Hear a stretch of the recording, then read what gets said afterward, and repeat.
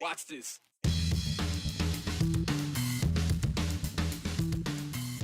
How about abortion pills via mail or IUDs or Plan B? Would you hear legislation to ban those?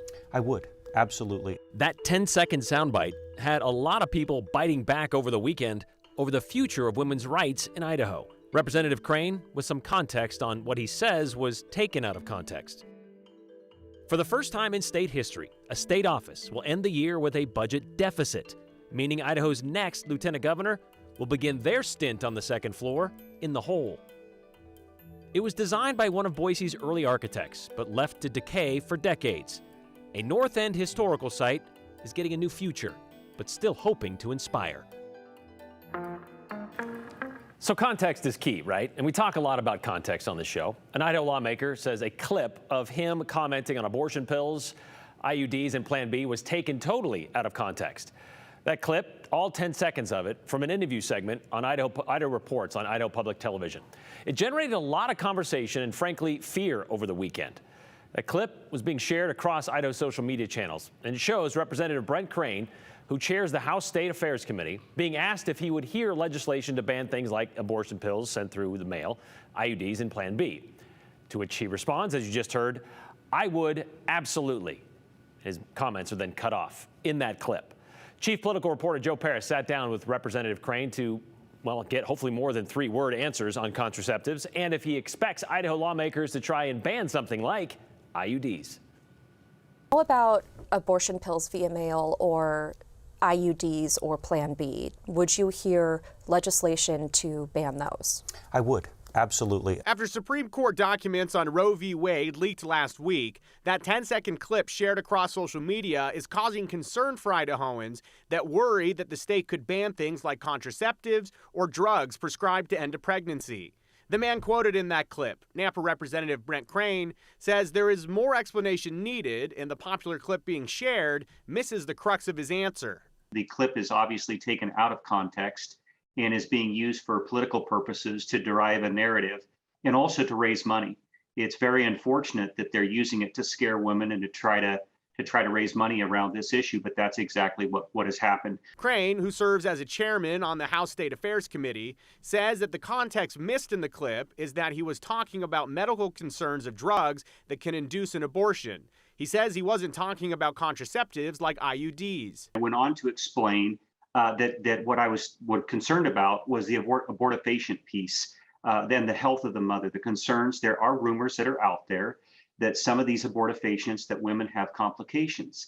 And so my feeling is that we should probably have a hearing to let both sides come and present the evidence to the committee, and then let the committee decide how they want to handle the issue of abortifacients. Abortifacients are substances that induce an abortion. After the edited clip was posted and shared over the weekend, some spoke out on social media about fears of losing options when it comes to contraceptives, and specifically emergency contraceptives. Idaho Democratic Party Chairwoman Lauren Necochea put out a statement in response to the clip, saying in part, "The admission that Idaho's Republican lawmakers may outlaw safe and effective forms of birth control is our worst fear realized. It proves that this was never about abortion. It is about enacting extremist views and stripping away Idahoans' most basic freedoms. This declaration should serve as a wake-up call for every Idahoan in America that our right to a privacy and the very control of our bodies and lives are in their crosshairs." It's unfortunate that got taken out of context, that Representative Crane would have a hearing and he's going to ban IUDs. That's not true. That is false. I have absolutely no plans to do anything that is going to outlaw or ban IUDs. My wife and I, in our own personal family planning, have used contraceptives. And so I don't have any plans to outlaw it. I will not be bringing the legislation. And if a legislator comes and wants to propose legislation that bans IUDs, I have no desire or intent to move that legislation forward or to allow it to have a hearing. To be clear, Crane says he is a pro-life lawmaker who believes abortion should be outlawed. Abortifacients for me are something that are I would actually hear legislation to outlaw pills that perform an abortion. However, I believe a woman has the right with regards to contraceptive care and the choice of the contraceptives that they are going to use. And so we will have that debate should this ruling get passed down, we will have that debate in committee, and we will determine where the Idaho legislature feels like Idaho should be with regards to that issue. Crane says he has heard from constituents over the weekend and understands concerns. The way that was characterized, it caused a lot of women to be concerned that their contraceptive care was going to be taken away, and that is simply not true. And so I appreciate the opportunity to clear this up. But I don't have any concerns that Idaho lawmakers are going to be taking away your access to contraceptives. All right, Joe, so having a hearing is one thing. You can listen to things and not really do anything with it. But he's kind of the gatekeeper, being the chairman of a committee, to whether these things actually even get heard. Has he heard anything about such things coming up? Well, it's interesting. Representative Crane made it a point to say to me, Brian, that he has not heard from any lawmakers or anything in the State House of somebody drafting up a piece of legislation that says, okay, we anticipate Roe v. Wade is going to get overturned. Let's present this, this, and this to get rid of contraceptives or Plan B pills. He says that at this point, lawmakers are waiting and seeing. That's not to say we don't see something at the legislature coming up in 2023, but right now, Representative Crane says they're waiting, they're watching like the rest of America, and that he has not heard of anything being drafted up. Because this is, of course, a question of privacy, which is Roe v. Wade, what it handles. And if that goes away, well, then where's that privacy line, I guess, is the question people are worried about. Yeah, there's going to be a lot of conversations to have this summer and heading into the fall, and really for years to come, depending on what the Supreme Court does. Of course, a lot of people are expecting them to reverse Roe v. Wade, but until that happens, it doesn't happen. All right. Thank you very much, Joe. You know, all this talk of contraception, abortion, and the leaked opinion on Roe v. Wade last week, several of you have sent us some text messages and emails about your questions that concern abortion in Idaho. Like this one from Judy in Boise, who asked, what are the current abortion numbers compared to 20 years ago? Specifically in Idaho, I would assume, because, well, what is the typical person having an abortion? After all, this is the 208, so we're going to focus on just Idaho. The state of Idaho actually started requiring abortion reporting back in 1977, which was 4 years after Roe v. Wade. Looking at the numbers from the year 2000, that's 22 years ago, 1,568 Idaho women, those who were residents of the Gem State, had an abortion. 801 abortions were performed in-state. 22% of those were done on those who came from another state. Back in 2000, there were 7 abortions performed on kids under the age of 15, by the way. Jump ahead to 2020, because 2021 numbers aren't available yet. 2,007 women from Idaho had an abortion, and there were 1,574 performed in the state. 9 of those on kids under the age of 15. So while the total number of Idahoans getting an abortion has gone up slightly over the last 20 years, the number done in-state has nearly doubled, from 801 to 1,574. And since 2010, there's been an average of 1,543 abortions a year in Idaho. As for the typical person Judy asked about, well, in 2020, 32.5% were between the ages of 20 and 24 years old. 20 to 25-year-olds made up about 25%, and nearly 17% were aged 30 to 34. 78% were not married, and nearly 80% had an abortion for the very first time. By the way, the biggest year for abortions in Idaho, that was 1981, with more than 2,700 that year. Now, those are a number of legal abortions. Should Roe v. Wade be overturned, letting states determine abortion legality, well, Idaho will be one of the states where it won't be legal anymore, or very rarely. Idaho passed a trigger law back in 2021, which would ban abortions after 6 weeks of pregnancy, with a few exceptions for rape, incest, or the health of the mother. Another abortion ban, the one passed this last session, which includes that 6 weeks barrier, would also allow the family to charge a doctor who performs an abortion. That law is currently tied up in the court system, but wouldn't matter anyway should the Supreme Court rule against Roe v. Wade, a decision that's expected as early as next month. All right, we've all been there, maybe. And maybe you had a couple of bad roommates in college or shortly thereafter. You know, the ones that treated that apartment like a piece of playground equipment. Put a few holes in the wall, floors were more stained than they were carpet. You resolved to relinquish your deposit, but even that wouldn't cover the damages, and you just kind of left. You just said, we're out of here, without even trying to empty the cupboards. Sound familiar, like an unresponsible young adult? But does it sound like an elected official leaving office? That's exactly how Idaho's current Lieutenant Governor Janice McGeachin will leave her position, by leaving her office with some red ink on the books. It's an unprecedented action in Idaho history, according to the Division of Financial Management. Currently, McGeachin is more than $2,000 over budget. She told the state controller's office to take that money out of her paycheck. But under Idaho code, they technically can't do that because her salary and benefits must be 35% of what the governor makes. So they're going to try to do a workaround. According to a letter sent to McGeachin by the state controller's office this morning, they will hold or withhold her remaining salary for this fiscal year, which ends on June 30th, and then make up that that difference in the next fiscal year, which starts July 1st. Also in that letter, a detailed explanation of how her office got into this situation in the first place. According to the internal legal analysis by the controller's office, the insufficient personnel funds, to pay her salary to the end of the fiscal year was not caused by the legislature failing to provide enough money to cover a budget. It was caused, rather, by Lieutenant Governor's mismanagement of it. Specifically, her decision to hire additional staff and to transfer money from personnel funds in order to pay litigation costs. Litigation costs incurred by losing a lawsuit with the Idaho Press Club, which the Lieutenant Governor had to pay $29,000. So she cut her staff and held off on paying debts to a few vendors, then trimmed that deficit down to about $2,000. And while the fiscal year ends at the end of July, or the end of June, I should say, that shortfall will carry over for the next Lieutenant Governor, who will take over in January of 2023.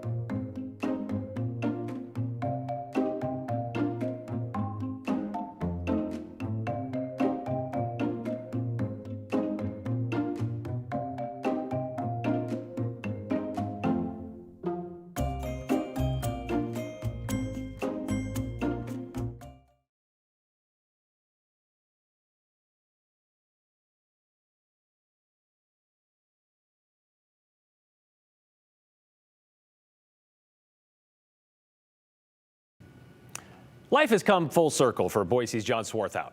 Growing up in the North End, John got into theater when he was just 12 years old. And John was all in from that time on. A year later, he formed his own theater company. At 14, he took to ballet, and that took him around the country, performing with ballet companies from coast to coast. But it also took him into schools, trying to get kids assembled in gymnasiums interested in the arts. That reaction he got from those kids, well, that planted a seed for John, so that by the mid-90s, when he was back in Boise attending BSU for a semester, he started taking dance theater troupes to Treasure Valley schools. That idea would become the arts education program he called TRICA, the Treasure Valley Institute for Children's Arts. And for the last several years, they've offered summer camps and dance classes for area kids. But now they've expanded to include a preschool where math and science are taught through the arts and humanities. John Circle closes this spring with TRICA having a permanent home in Boise's North End. A 15-year odyssey that not only restored a neighborhood icon, but reinforced John's faith in his community. Knock, knock. Who's there? Banana. Banana who? Knock, knock. Who's there? This Orange. Orange who? is a typical morning I'm glad I didn't say banana. at this North End Boise preschool. This place is the happiest place on earth. On one side of the room, they're putting paint on a fish, They know some other joke. while on the other, If a joke isn't landing, what are some things you can say? Is this microphone on? Yeah, is this thing on? Tap, tap, tap. they're putting punches into their jokes. I like to say there's big, like, Muppet Show energy when you come down here. Is anything working? Helping them work on their waka waka wakas is working comic Alicia Donahue, who's also been a teacher for 25 years. You know, you teach what you love. But Alicia says she's never worked a room like this. Or joy forward. You know, everyone who works here, all the teachers, the entire staff just come with a passion and a joy that I, haven't found at a lot of other places where I've worked. This is the Treasure Valley Institute for Children's Arts, otherwise known as TRICA. If you can come out of preschool with the confidence to go forward and do public speaking, it already puts you ahead. And here, How's everyone doing tonight? How's everyone? Woo! If you learn how to tell a joke, Oh, bonus. the arts aren't just part of the program. It's founded on the belief that the arts do have a unique power to inspire children to a higher standard of excellence. TRICA brings in local artists, like a potter, Wow, amazing! who happens to also be a parent and knows working with clay Because it's so malleable and you can do anything with it and then smush it up and start all over again. can be a little like working with kids. introducing the greatest Woo! That's you. It has brought so much out of my son. He is definitely a performer, and I don't think that we would have necessarily known that about him had he not been here. How's everybody doing tonight? Knock, knock. Who's there? Boo. Boo-hoo! Don't cry, it's just a joke. Ah! What they are working on, or working out, is just as significant as where it is happening. What's happening to them right now? What's the big word? Meditate. Metamorphosis. Yeah. Metamorphosis would be a fitting metaphor Yes, it was a mess. for the old Emmanuel Methodist Church that has been here since 1907. But this place of worship hasn't always been welcoming. It had fallen into disrepair since the mid-60s. And by the 1990s, it was a frequent stop for Boise cops. This was a flop house. It was a meth house, and the whole neighborhood. It was the kind of place, if you lived in this neighborhood, where you would cross the street to go around this building. Here on that knot. That's called a knot. Can you believe it? That is, until John Swarthout got involved. It was beautiful, but decaying and falling apart at the same time. John first tried to buy it back in 2005. I said, well, this place would make a wonderful center for children's arts. And he said, well, why don't you buy it? And I said, it's for sale? And he goes, sometimes. Just like that. It took him 2 years to convince the owner to sell. It was $600,000 for just this building. How much then to turn it into this? $7.5 million. The building, built by Boise's well-known architect Charles Hummel, listed on the National Register of Historic Places, was also once listed as one of the state's most endangered. And the only one to have now been removed from that list. The only one. How bad was it? It was pretty much the worst you could imagine. It was about to fall down. The roof, like that. The walls were out. The stones were falling off the building. The mortar between the stones was like powder. There were years of drug activity here. People called it the crack house church, and it was. Oh, if John had only known the work cut out for him. The water's been running down the side of the building. When he took over in 2007, it still would not have deterred him from his dream. One day this whole building will be filled with dancing kids and kids making art. And Miss Annie, hit it! A 15-year self-fulfilling prophecy. That's right, high elbows, salt and pepper.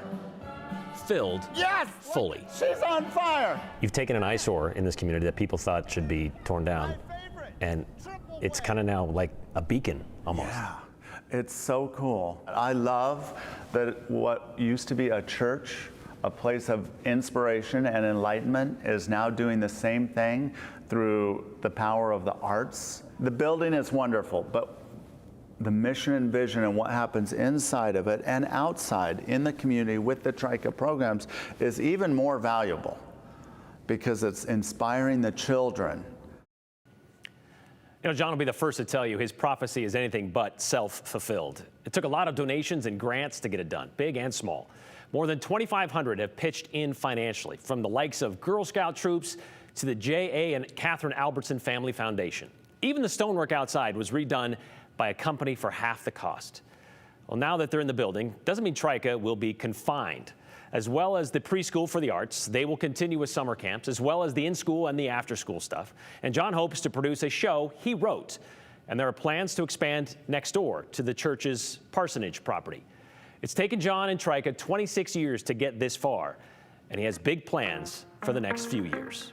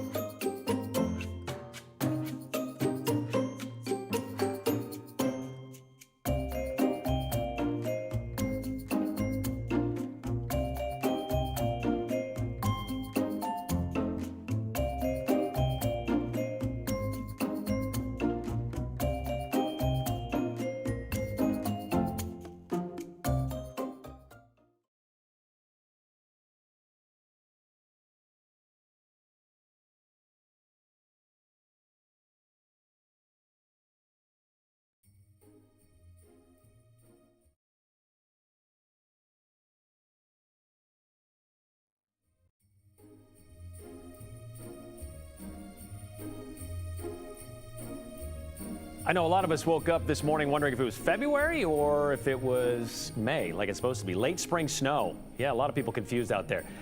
This is Bogus Basin, the time lapse of their snow stake over the past 12 hours or so. Midnight, there were 30 inches of snow at their Snowtell site, which is up there. At that one right there is 6,500 feet. But their Snowtell site, kind of right in the middle, right around there, 49 inches, so 19 inches of snow up at Bogus in 12 hours period from about midnight to noon today. So a lot of people asking, all right, Bogus back open for one more day? Probably not likely, as those temperatures, as you can see, not expected to get back in, or expected to get back into the 70s by the weekend. So we know we're not going to see that happening, likely.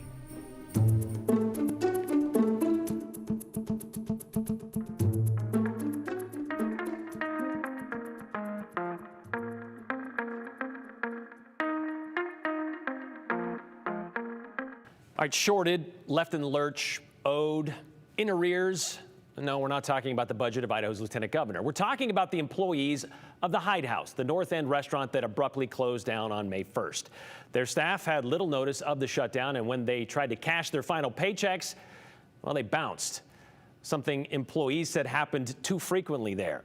And we heard from a couple of them last week when we first told you about the quick closure of the Hyde House. So we got an update for you. Yesterday, the owners of Paddles Up Pokey, an Asian fusion restaurant with 5 locations in the Treasure Valley, they posted they were going to cover the cost of the employees' final paychecks. The other day, my son read me this little question that he made for a Mother's Day gift for my wife. Tell me about something nice you did for someone today.